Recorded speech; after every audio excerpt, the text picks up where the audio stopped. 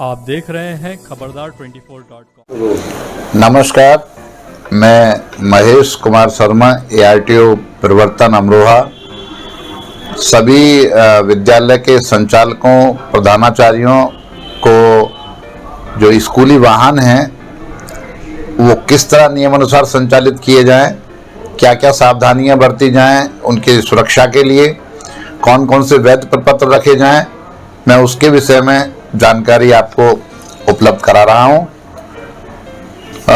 आप सभी इस तथ्य से पूरी तरह परिचित हैं कि विद्यालय में अध्ययनरत छात्र छात्राओं की सुरक्षा की जिम्मेदारी पूर्ण रूप से विद्यालय प्रबंधन की है।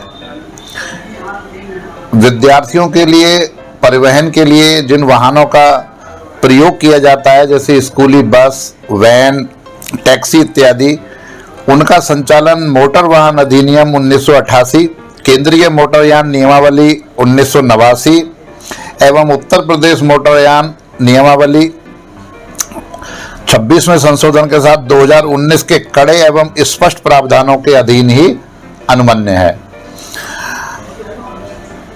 अभी हमारे जनपद में, जैसा कि आप सभी इससे अवगत हैं कि हमारे जनपद अमरोहा में गजरौला से हसनपुर रोड पर अभी 18 जुलाई को बहुत ही दुखद घटना घटित हुई, जिसमें एक छोटी बच्ची और एक शिक्षिका की बहुत ही दर्दनाक मौत हो गई।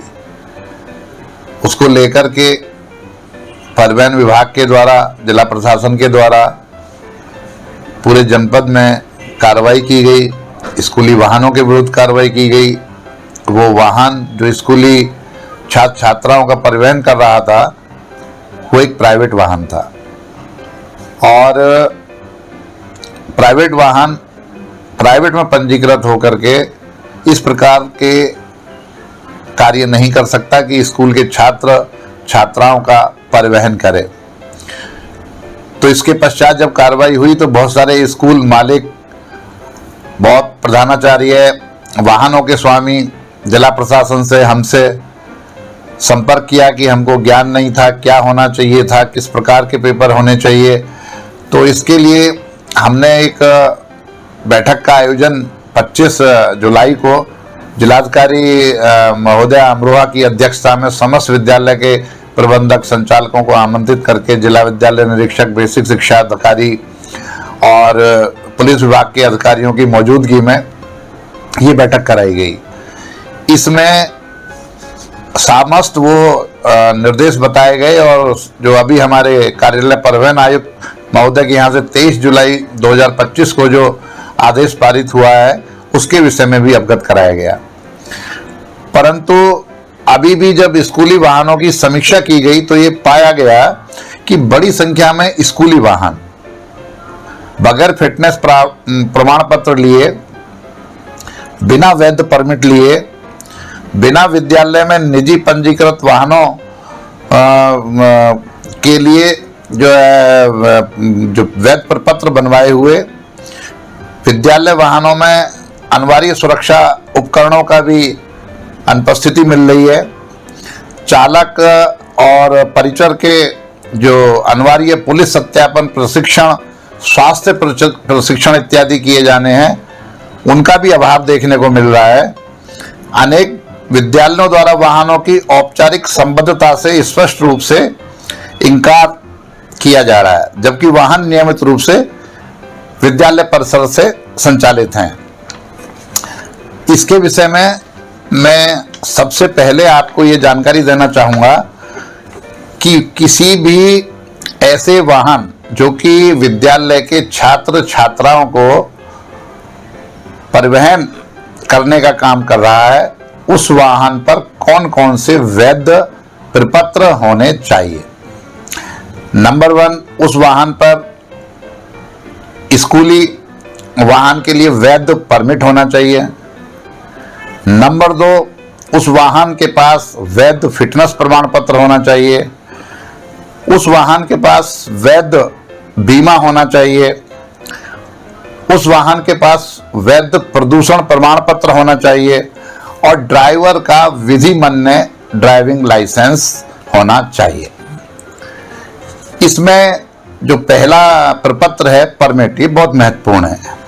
हमारे उत्तर प्रदेश मोटरयान नियमावली में स्पष्ट कानूनी प्रावधान है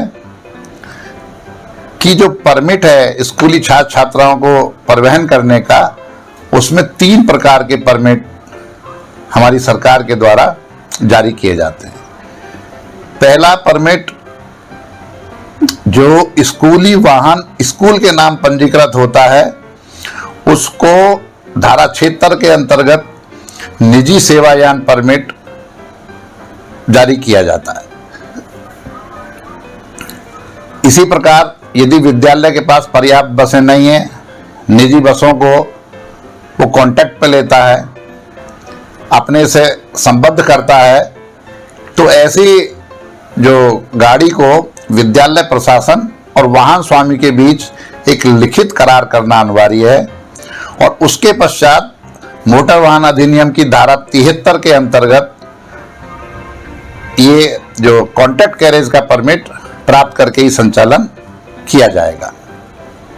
तीसरा बड़ा महत्वपूर्ण है, जो हमारे जनपद में इस समय परिवर्तन कार्रवाई के समय देखने को मिल रहा है कि प्राइवेट विद्यालय वैन के संचालन करते समय किसी प्रकार का परमिट नहीं लिया जा रहा है। जबकि ये तीसरा परमिट बड़ा महत्वपूर्ण है कि अभिभावक और जो वाहन स्वामी हैं वो आपस में एक लिखित करार कर सकते हैं कि 4-3 अभिभावकों के छात्र छात्राएं एक विद्यालय वैन से परिवहन करेंगे, तो वो आपस में करार करके और विद्यालय के माध्यम से उसको अग्रसारित परिवहन विभाग को करके वो भी परमिट प्राप्त कर सकते हैं। तो ऐसी अवस्था में इन तीनों परमिटों के बगैर संचालन एकदम अवैध और कानूनी कार्रवाई करने के लिए हमारी व्यवस्था हो जाती है।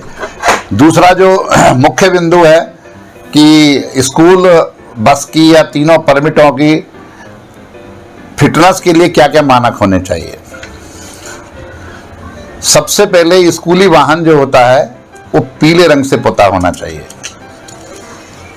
उसके जो बॉडी है उस पर विद्यालय के नाम का डिस्प्ले होना चाहिए, लिखा होना चाहिए। दूसरे नंबर की चीज कि उसके अंदर स्पीड गवर्नर का लगा होना तकनीकी रूप से बहुत अनिवार्य है, ताकि वाहन 40 किलोमीटर प्रति घंटा की रफ्तार से अधिक ना भाग सके, ना दौड़ाया जा सके ड्राइवर के द्वारा। स्पीड गवर्नर का लगा होना बहुत अनिवार्य है। बच्चों की सुरक्षा की दृष्टि से जो वाहन के दोनों ओर विंडो शीशे लगे होते हैं, उनके बाहर आयरन स्टिक इस प्रकार की लगी होनी चाहिए, इतनी दूरी पे लगी होनी चाहिए, कम दूरी पे, कि बच्चों का हाथ बाहर ना निकले और हवा अंदर आ जाए। तो इससे बच्चों की सुरक्षा का बड़ा महत्वपूर्ण जो योगदान है। इसके अतिरिक्त उसमें सुरक्षा उपकरण भी लगे होने अनिवार्य हैं, जैसे GPS location tracking system, CCTV camera system, fire extinguisher आग बुझाने वाला संयंत्र, फर्स्ट एड बॉक्स, प्राथमिकी उपचार किट, आपातकालीन द्वार और खिड़की जो कि फंक्शनल होने चाहिए, संचालित होते हुए दिखने चाहिए, और जो इमरजेंसी गेट है उसके सामने सीट इस प्रकार से लगाई जाए कि वो आमने सामने की तरफ हो, ताकि इमरजेंसी में दरवाजा खुले तो उसके सामने वो गैलरी बाहर उतरने के लिए इमरजेंसी के समय बच्चों को उपलब्ध होनी चाहिए। यदि सीटें एक के पीछे एक लग जाएंगी तो इमरजेंसी गेट यदि खुल भी गया तो यदि बच्चों को इमरजेंसी में उधर से उतारा जाएगा तो सीट के ऊपर से जाएंगे, जिससे बड़ी असुविधा होगी। इसलिए बड़ा स्पष्ट उसमें प्रावधान है कि इमरजेंसी गेट के सामने आमने सामने की सीटें लगी होनी चाहिए। इसके अतिरिक्त प्रत्येक सीट जो है पर सीट बेल्ट होना बड़ा अनिवार्य है। इन जो महत्वपूर्ण जो परमिट और फिटनेस की चीजें थी, प्रदूषण आप लोग जानते ही हैं, बीमा आप जानते ही हैं, ड्राइवर के पास व्यावसायिक लाइसेंस होना चाहिए, ये आप जानते ही हैं।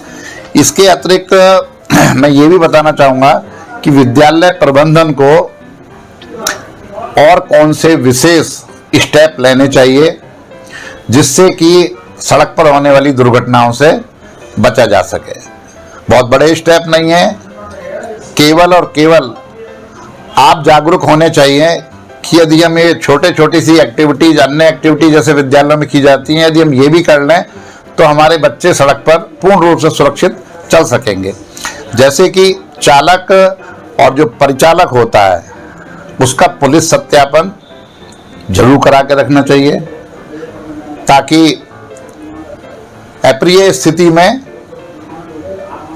उस तक बड़े आसानी से पहुंचा जा सके और उसका पुराना ही स्थिति पता लग जाए कि वो कहीं आपराधिक पृष्ठभूमि से तो नहीं है।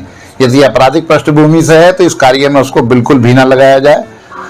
उसका समय समय पर प्रशिक्षण कराते रहें, जागरूकता कार्यक्रम कराते रहें, उनके लिए कार्यशालाएं आयोजित करते रहें एक निश्चित समय अंतराल पे, और साथ साथ एक निश्चित समय अंतराल पर उसके स्वास्थ्य की जांच भी अवश्य कराएं। जैसा कि आपको मालूम है कि रूल 222(6) में विद्यालय परिवहन सुरक्षा समिति का गठन होना अनिवार्य है। प्रत्येक विद्यालय में विद्यालय परिवहन सुरक्षा समिति गठित होनी चाहिए। अभी गत बैठक में जो 25 जुलाई को आयोजित हुई थी उसमें ये विषय आया था कि पेपर पे तो कुछ विद्यालयों में गठित हो गई हैं, लेकिन वो फंक्शनल नहीं है, उनके जो कर्तव्य हैं वो नहीं किए जा रहे हैं, ना बैठक आयोजित की जा रही हैं। इसी प्रकार रोड सेफ्टी क्लब का गठन ये भी प्रत्येक विद्यालय में होना अनिवार्य है।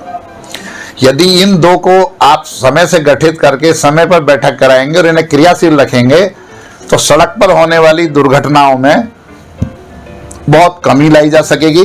और ये जो इतनी बड़ी एक बहुत बिग टास्क हम सबको मिला हुआ है कि सड़क दुर्घटनाओं में कैसे कमी लाई जाए, यदि सड़क सुरक्षा क्लब और विद्यालय परिवहन सुरक्षा समिति का गठन हो जाए और वहीं पर जो है वो क्रियाशील रहें तो सुरक्षा की भावना एकदम प्रत्येक छात्र छात्रा में, उनके अभिभावकों में उत्पन्न हो जाएगी और दुर्घटना होने की बहुत कम संभावना रहेगी। दूसरा जो बहुत ही महत्वपूर्ण विषय है वो है निजी वाहनों को किस तरह विद्यालय के साथ परिवहन के लिए अनुमति दी जाए या वो लें। जैसा कि मैंने आपको बताया कि उसका जो अभिभावक हैं वो उनके साथ में जो करार करें और विद्यालय उसको अग्रसारित करें। प्रत्येक विद्यालय में देखने को मिल रहा है कि जो उनके अपने निजी पंजीकृत वाहन है, जो निजी वाहन के रूप में विद्यालय के नाम पंजीकृत हैं, उनकी संख्या कम है। उससे कहीं ज़्यादा संख्या में प्राइवेट वाहन छात्र छात्राओं को परिवहन करने का काम कर रहे हैं, जिन पे विद्यालय प्रबंधन के द्वारा जितना ध्यान देना चाहिए उतना ध्यान नहीं दिया जा रहा है। तो मैं आप सबसे अपील करता हूं, अनुरोध करता हूं कि विद्यालयों के छात्र छात्राओं की सुरक्षा के लिए जो प्राइवेट वाहन हैं उनके अनुबंध को आप परिवहन विभाग को अग्रसारित करें संस्तुति करते हुए, और उनको परमिट प्राप्त करने के उपरांत ही जो मैंने वैध प्रपत्र पहले बताए हैं उन सबको प्राप्त करने के उपरांत ही उनसे जो है छात्र छात्राओं का परिवहन कराएं। अभी जैसा कि आप सब परिचित हैं, हमने जो विद्यालय का ग्रुप है, स्कूल ग्रुप है, जिसमें सब विद्यालय के प्रधानाचार्य प्रबंधक उसके सदस्य हैं व्हाट्सएप ग्रुप पर, उस पर भी हमने ये आदेश डाला था जो कि कार्यालय परिवहन एक्ट उत्तर प्रदेश के कार्यालय से 23 जुलाई 2025 को जारी हुआ है, जो कि आप सब प्रबंधक प्रधानाचार्य जो कि मान्यता प्राप्त विद्यालय हैं उनको संबोधित है। और ARTO, DIOS जिला विद्यालय निरीक्षक, जिला बेसिक शिक्षा अधिकारी, हम इससे संज्ञानित होके आप तक ये उपलब्ध कराएं, ये भी ऐसे उसमें निर्देश हैं।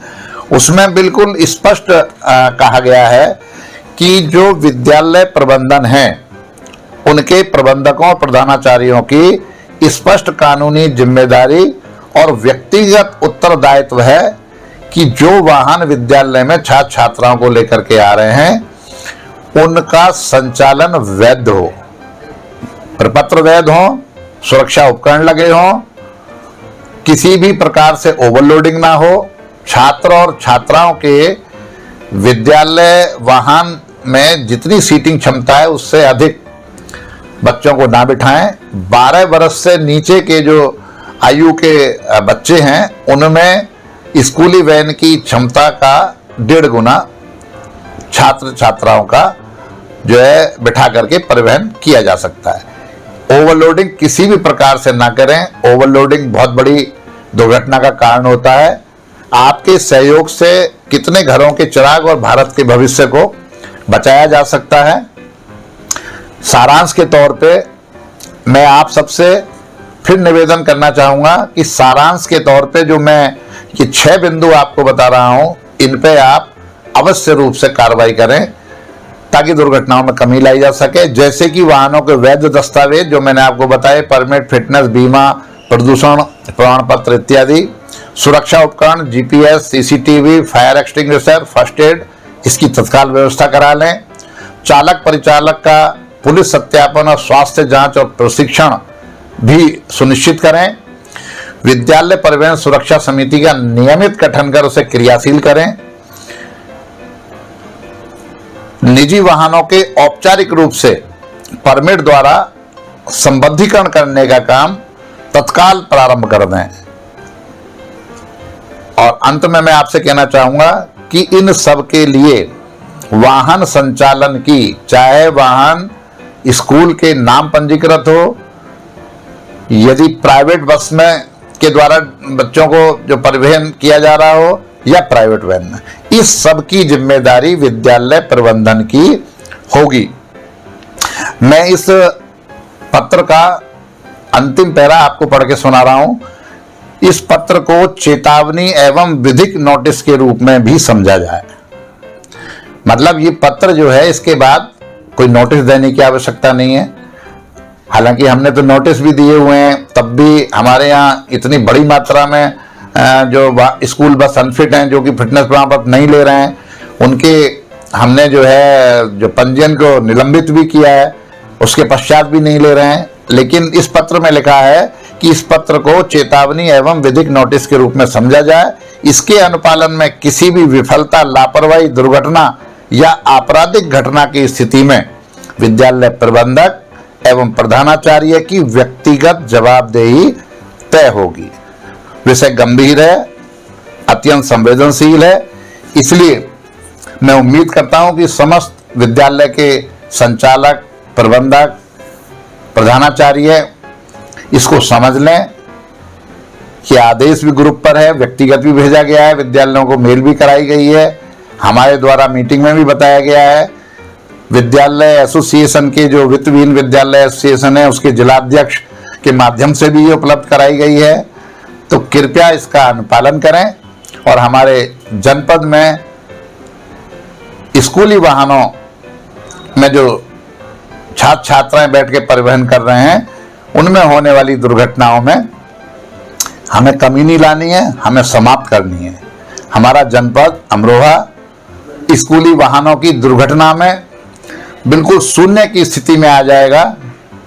तो ये बड़ा संतोष का विषय आप हमारे लिए नहीं होगा।